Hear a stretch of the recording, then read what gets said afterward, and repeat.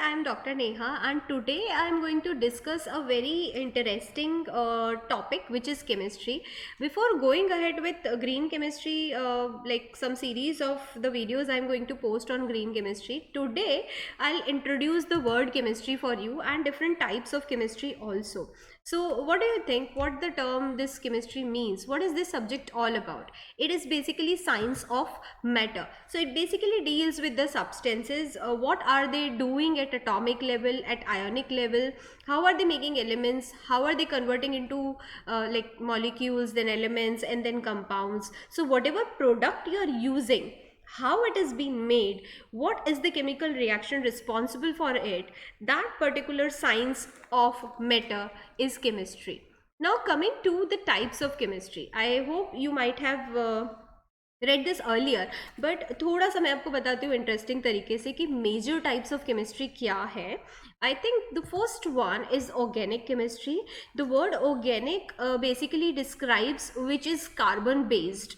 So carbon occupies a special place in the chemistry. It is like more than 30-40 million of the compounds are available which are carbon based or hydrocarbon based. If CH bond is present in the molecule and you are understanding the chemistry of it, you are basically going ahead with the organic chemistry of the compound. Now let me quickly give you some names of the organic compounds, like alcohol, right? Like cellulose, like keratin is present in carpets, right? Keratin is present in feathers. Like different like carbohydrates, just sugar and starch. Like lipids, which contain fatty acids, fats, oils. Like proteins, they contain amino acid, peptides, like nucleic acid, like RNA, DNA. Or if you name some compounds, like let's say candle, it includes Vicks. Or drugs, it includes like caffeine, penicillin. Like dyes, they could be azo group and petrochemicals. Like enzymes, catalase, amylase. The fabric which we wear, right? Cotton, linen, wool, silk. Foods and food additives we use. The nail polish, which is the nail polish remover, in fact, like acetone. They have solvents, you know, the paints, paper, which is cellulose. Like perfume, normally alcohol. Plastics, hydrocarbon material. Or shampoo or soaps, detergents, they have fatty acid salts. Sodium lauryl sulfate is the major ingredient in shampoos. Like solvents, ethanol, toluene, butanol, vitamins. So I think it's clear what is organic chemistry, right? Which is having relevance with the carbon, and hydrogen bond is also there, hydrocarbons. Coming up to the next one, which is inorganic chemistry, that is basically related with the study of production, reaction, properties of the chemical compound that do not include this carbon hydrogen bond, that does not complete, like other than the carbon, whatever is involved is a inorganic chemistry. They are normally metals, right? It includes bases, acids, salt, and water. They are generally inorganic. Water, in fact, is the most abundant and important inorganic compound. And normally, like when I say they are metals and they have colors, if you remember, like color of chromate and copper sulfate and iron sulfate, or maybe manganese, KMnO4 and all, they all are inorganic. And where are they used? They are normally used to develop catalyst or coatings, in fuel, in surfactants, in superconductors, in making drugs, and they're having color. So in pigments, in catalysts, in coatings, right? So inorganic chemistry deals where there is no carbon other than carbon chemistry. Coming to the third one is physical chemistry. Now what is happening, what physical change is taking place, what is the phenomena which is taking place at the molecular and atomic level, how the chemical reaction is taking place, what is the equilibrium of the reaction, what is the order of the reaction, is it first order, second order, the thermodynamics of the reaction, everything is taken care here by physical chemistry, right? It focuses on matter and physics, focuses on energy. Coming to the next one is analytical chemistry. Without analytical chemistry, we cannot analyze the quantity and quality of a chemical species. So once you make a chemical species, and if you want to check on the quality and quantity, we have to go with analytical techniques. It determines the level of uric acid, cholesterol, drugs, soil testing, water testing, drug manufacturing, environmental monitoring. All those testing procedures come under analytical chemistry. If you use a spectroscopy, you use chromatography, these techniques, or in fact normal titration, that also is an analytical technique which help us in finding the quantity or maybe quality of the substance. Coming to the last one, which is biochemistry. As the name itself suggests, it is related to bio. So here it is related with the chemical processes which are carrying out in a living organism. So the chemistry that a living organism perform, it's basically biochemistry. And all of those like drugs and medicines or the compounds which are having a direct relevance to the biosphere, that the living organism, that is basically come under the biochemistry. Like the blood test which you go for, maybe to check the kidney function or the liver function, or cholesterol test, cancer screening, or pregnancy test, etc., etc.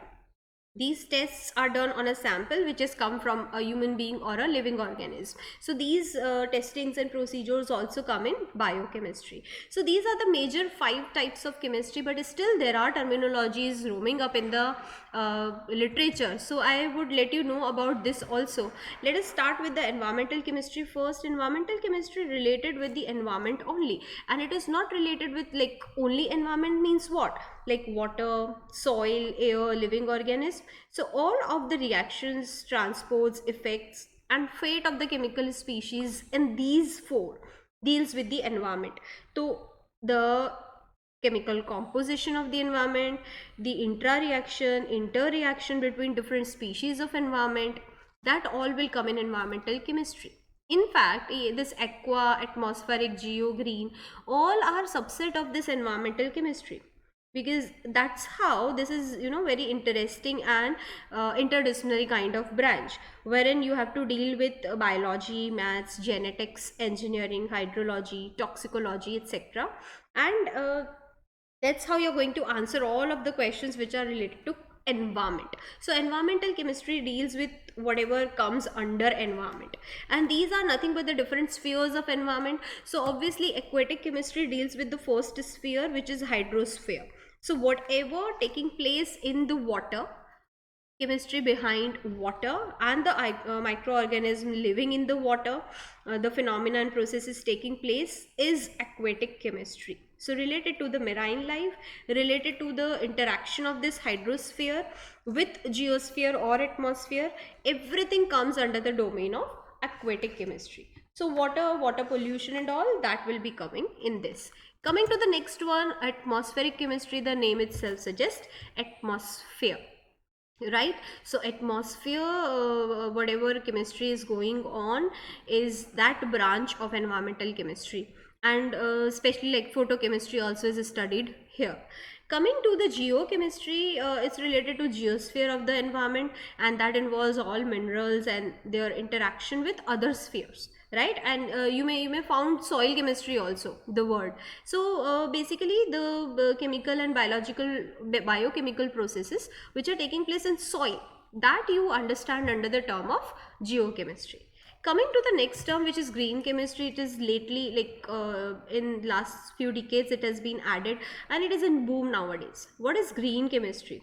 This is basically practice to minimize the impact of chemical or the chemical processes among the upon the human and the environment. So what is the impact of that comes under green chemistry? You have to make the chemistry green. So basically it's a real world chemistry. Whatever we are living in that particular environment, we have to sustain, we have to live in that, and for that whatever we do comes under green chemistry, right? You have to minimize the problems or adverse impact of chemistry, and you have to maximize the benefit of chemistry. And in that, if you follow all those 12 principles, that becomes a green chemistry. And in few series I would be posting topics and videos of green chemistry also. So you would be getting this in detail. Coming to the next one, anthropospheric chemistry. Anthropospheric chemistry is related to anthrosphere, and I hope with this picture you will be able to understand industrial chemistry also is the name of this particular anthropospheric chemistry. So whatever chemistry is taking place of the chemicals related to in industry, that is nothing but industrial chemistry. So all the chemical science and engineering involved with this chemistry taking out in industrial ecology, that manufacturing, that processing, that operation, that ecosystem, industrial ecosystem comes under the category of anthropospheric chemistry. Coming to the last one, toxicological chemistry, with the name itself suggests, obviously it is related with the toxic materials. So whatever chemistry in defense of human welfare, whatever compounds are used which are toxic, if you go in detail to understand that, that becomes toxicological chemistry. So I think with that I am able to give you at least glimpse of major types of chemistries available, and now you don't have any doubt on what are these types and what are they discussed majorly about. Coming up with few more videos like that. Keep liking it and do subscribe if you are new to my channel. Thank you so much.